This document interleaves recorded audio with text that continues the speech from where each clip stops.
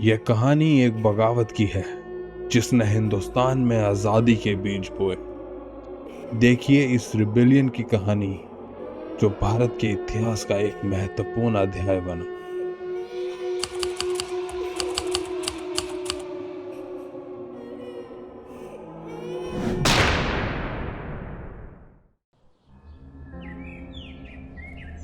तनाव बढ़ता है।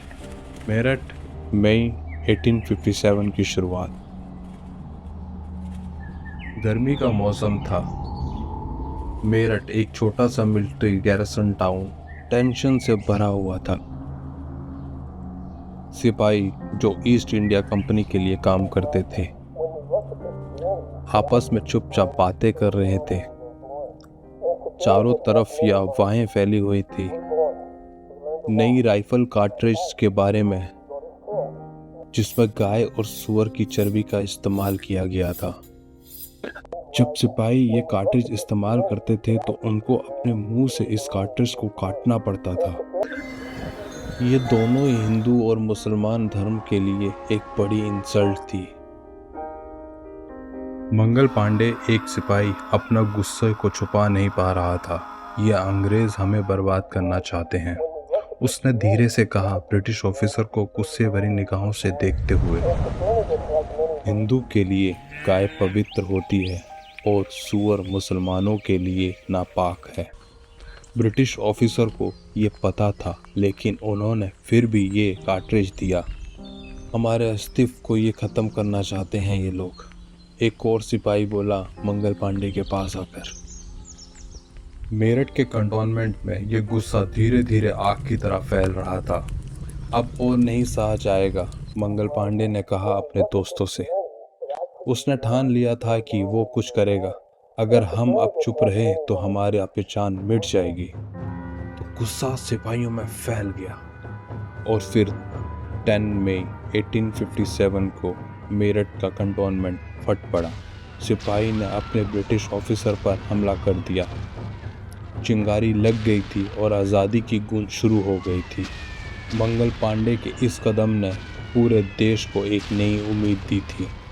ये सिर्फ एक इंसान का गुस्सा नहीं था, ये पूरे एक समुदाय की आवाज़ थी जो अपने अधिकारों के लिए लड़ने को तैयार था। और इस तरह मेरठ से एक आज़ादी की गूंज शुरू हुई जो आने वाले कई सालों तक देश को एक नई दिशा में ले जाएगी।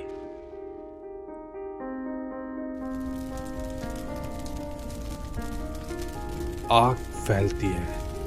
उत्तर भारत के युद्ध क्षेत्र 1857 के मध्य पूरे भारत में इस बगावत की खबर फैल गई। दिल्ली, कानपुर, लखनऊ और बहुत से अन्य शहरों में भी आज़ादी की लड़ाई ने जोर पकड़ लिया। लोग ब्रिटिश हुकूमत के खिलाफ एक हो गए। अंग्रेजी राज को गिराना ही हमारा लक्ष्य है, मंगल पांडे के साथियों ने जोश भरी आवाज में कहा। जंग आसान नहीं थी।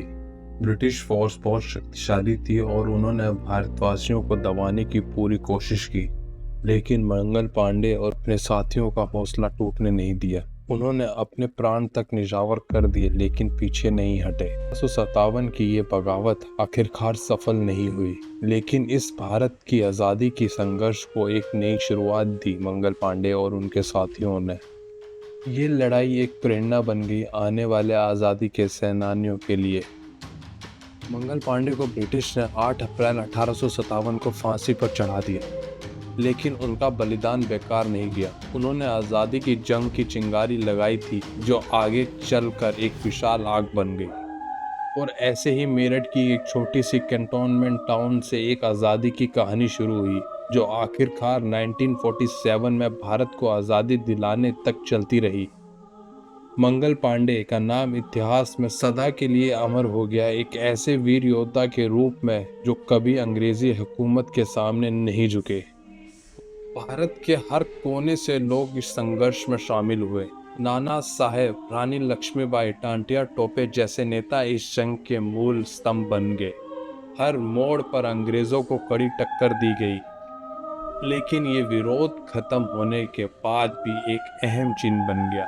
इसने भारत के लोगों को दिलों में एक नई उम्मीद जगाई, आज़ादी की लड़ाई को एक नए मोड़ पर पहुंचा दिया।